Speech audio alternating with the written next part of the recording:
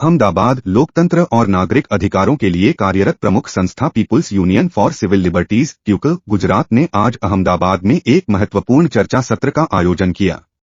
यह विशेष आयोजन special intensive revision sir के तहत नवजीवन प्रेस रोड स्थित Indian society of community education में दोपहर 2 बजे से शाम 5 बजे तक संपन्न हुआ।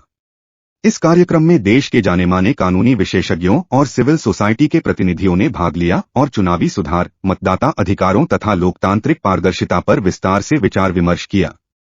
सुप्रीम कोर्ट के वरिष्ठ अधिवक्ता शाहरुख आलम ने ट्यूकल द्वारा सुप्रीम कोर्ट में उठाए गए संवैधानिक मुद्दों जैसे चुनाव सुधार, मतदाता के अधिकार और चुनावी प्रक्रिया की पारदर्शिता पर विस्तार से चर्चा की। उन्होंने बताया कि इन कानूनी लड़ाइयों का असर केवल दिल्ली तक सीमित नहीं, बल्कि गुजरात सहित 12 राज्यों के चुनावी परिदृश्य पर पड़ेगा। ट्यूकल बिहार के महासचिव सरफराज उद्दीन ने बिहार में ट्यूकल के जमीनी अनुभव साझा किए और कहा कि चुनाव आयोग से जुड़ी कानूनी लड़ाइयों ने राष्ट्रीय स्तर पर निष्पक्ष चुनाव सुनिश्चित करने की दिशा में ठोस असर डाला है। उनके अनुसार ट्यूकल का संघर्ष लोकतंत्र की जड़ों को मजबूत करने का प्रयास है। गुजरात हाई कोर्ट के वरिष्ठ अधिवक्ता आनंद याज्ञनिक ने कहा कि गुजरात की जनता और आगामी चुनावों पर सुप्रीम कोर्ट के निर्णयों का गहरा प्रभाव पड़ेगा। उन्होंने नागरिक समाज से आह्वान किया कि अब वक्त है कि हम एकजुट होकर इन फैसलों के प्रभावी क्रियान्वयन के लिए आवाज उठाएं। एमसीसी के मुजाहिद नफीस ने नागरिकों की सक्रिय भागीदारी और मतदाता जागरूकता की आवश्यकता पर जोर देते हुए कहा कि वास्तविक परिवर्तन तभी संभव है जब नागरिक स्वयं लोकतांत्रिक प्रक्रियाओं में सक्रिय रूप से शामिल हों।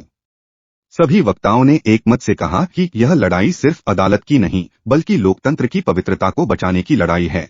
उन्होंने चेताया कि अगर नागरिक और सामाजिक संगठन अब सक्रिय नहीं हुए तो संवैधानिक उपलब्धियां खतरे में पड़ सकती हैं। इस विशेष सत्र के साथ ट्यूकल ने गुजरात में चुनावी सुधारों और नागरिक भागीदारी पर एक नई बहस की शुरुआत कर दी है। अब नजरें टिकी हैं कि गुजरात का नागरिक समाज स्वतंत्र और निष्पक्ष चुनाव सुनिश्चित करने के लिए क्या कदम उठाता है। मेरा नाम सरफराज है। मैं बिहार पीयूसीएल के जनरल सेक्रेटरी हूँ और जो एसआईआर का मामला है ये ऐसा प्रतीत होता है कि ये आम लोगों के लिए बहुत खतरनाक है। जो मार्जिनलाइज सेक्शन के लोगों के लिए बहुत ही खतरनाक है। उनका एक्सक्लूजन हो जाना अगर इस पर ठीक से लड़ाई नहीं लड़ी गई तो करोड़ों लोगों का नाम फाइनल वोटर लिस्ट से खत्म हो सकता है। अच्छा, बिहार में एसआईआर आपको चुनौती देगी सुप्रीम कोर्ट में। क्या आपको लगता है कि बिहार सहित 12 राज्यों में एक बार फिर से लागू होगा?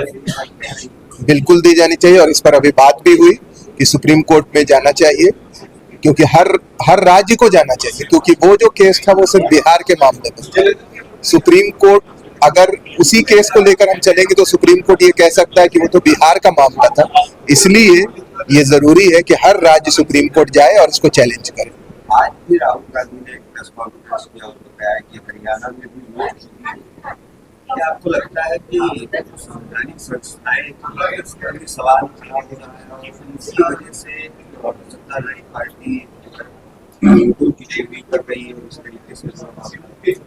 देखिए, पिछले 10-12 साल से हम देख रहे हैं कि जो संवैधानिक संस्थाएं हैं वो बहुत धीरे धीरे कमजोर होती जा रही हैं। कई संवैधानिक संस्थाओं के लोगों ने तो खुद ब खुद रिजाइन कर दिया।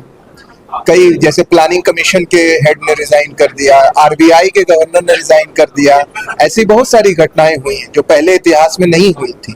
इससे ये पता चलता है कि जो संवैधानिक संस्थाएं हैं वो राजनीतिक दबाव में काम कर रही हैं और ये संभव है।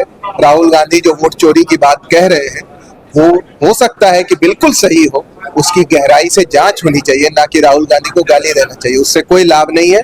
देश का लाभ इसमें है कि जो वो बात कह रहे हैं उसकी ढंग से जांच हो। चीजें बताइए जो बताया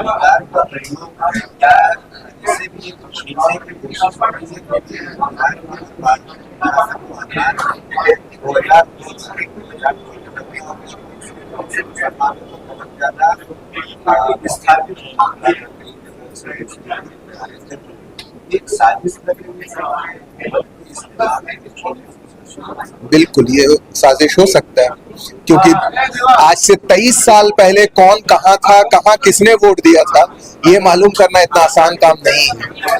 तो ये जानबूझ के मतदाताओं के सामने एक कठिन स्थिति खड़ी कर दी गई ताकि उनका वोट देने का अधिकार छीना जा सके। ये हो सकता है। क्या कर सकते हैं उनका नाम?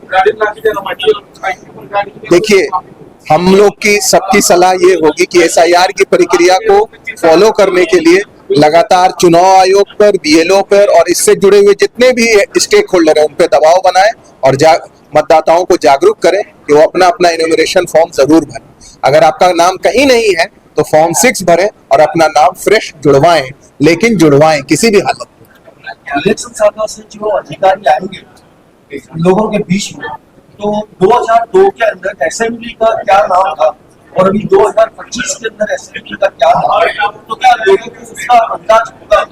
जैसे जमालपुर है तो 2002 में उसका छोड़ के और अभी उसका पावर है, और दरियापुर का जैसा अभी अलग है, तो उसका लोगों को अंदाज है नहीं। ये बिल्कुल वाजिब सवाल है ये सवाल भी उठाया जा रहा है सुप्रीम कोर्ट में कि आप ऐसा काम क्यों कर रहे हैं जिससे जनता को परेशानी हो। जनता जो इस देश की मालिक है उसको आसानी हो, उसको आराम हो, वो अपना नाम आसानी से जुड़वा सके, आपको ऐसी प्रक्रिया लानी चाहिए। लेकिन इस एसआईआर की प्रक्रिया का ना कोई तर्क है, ना कोई कानूनी हैसियत है, बस उनके मन में आया है तो कर रहे हैं। एक बीएलओ से मैंने पूछा था कि ये जो आपका सवाल है, जो छोटे जैसे 2002 में जो था आपका, उसमें से निकाल कर इसमें 2025 के अंदर डालेंगे तो नाम उसका वहाँ सर्च होगा, कोई ओपन होगा और उसको ओके करेंगे तो पूरा मामला ग्रीन हो जाएगा। उसके बाद वो मैपिंग की प्रक्रिया है, वो एक सॉफ्टवेयर के तहत बीएलओ को ये कहा गया है कि जिनका नाम 2002 में था और अभी लेटेस्ट वाली लिस्ट में भी था, अगर दोनों में है तो वो अपने आप ग्रीन हो जाएगा। अगर वो हो गया तो अब उनको कुछ करने की जरूरत नहीं है, लेकिन जिनका नहीं हुआ उनसे फिर डॉक्यूमेंट मांगा जाएगा। नहीं, उनसे चुनाव आयोग डॉक्यूमेंट मांगेगा। अगर वो उस प्रक्रिया में वो फेल हुए तो आपका नाम कट सकता है। अभी यही है, अभी तक जो समझ में आया है। खास करके एसआईआर को लेकर जो मुहिम शुरू की, आज का किस तरह की इवेंट है और खास मुद्दे क्या रहेंगे? आप सबको मालूम है कि इस देश में सबसे पहले बिहार में एसआईआर का प्रोसेस शुरू हुआ और उसको लेकर सुप्रीम कोर्ट में केस भी हुए और वहां पर लोगों ने अपना जन आंदोलनों के जरिए इस एसआईआर के प्रोसेस से कोई भी योग्य वोटर वंचित ना रह जाए, इसके लिए प्रक्रिया शुरू की। चूंकि बिहार के बाद ये देश के और दूसरे 12 राज्यों में, जिसमें गुजरात भी शामिल है, में एसआईआर कल से शुरू किया गया है। तो इस एसआईआर के प्रोसेस में सुप्रीम कोर्ट में क्या क्या तकनीकी मामले थे, वहां क्या क्या बहस में मुद्दे आए, वहां पर कैसे आर्ग्यूमेंट रखे गए, कैसे ये संविधान के किन अनुच्छेदों का उल्लंघन करता है, पीपल्स रिप्रेजेंटेशन एक्ट का कैसे उल्लंघन करता है, इन मुद्दों को समझने के लिए सुप्रीम कोर्ट में जो इस केस के वकील हैं शाहरुख आलम, वो और जिन्होंने पीयूसीएल की तरफ से पिटीशन की सरफराज उद्दीन, उन दोनों लोगों को आज हमने अहमदाबाद में बुलाया ताकि उनसे समझा जाए कि कैसी दिक्कतें बिहार में प्रैक्टिस में आई, जिनको हम यहाँ पर रिजॉल्व करके गुजरात में अपने साथियों को ट्रेनिंग दे सकें, जिले जिले में अपने साथियों को बता सकें कि ये परेशानियां बिहार में आई थी और गुजरात में इन परेशानियों से हम कैसे पार पा सकते हैं। इसके लिए आज हमने पूरे गुजरात से कुछ लोगों को बुलाकर इन लोगों के साथ एक संवाद का कार्यक्रम रखा है, जिससे गुजरात में आने वाले एसआईआर की प्रक्रिया में एक भी योग्य वोटर छूट न जाए, इस मुहिम को आगे बढ़ाया जाए।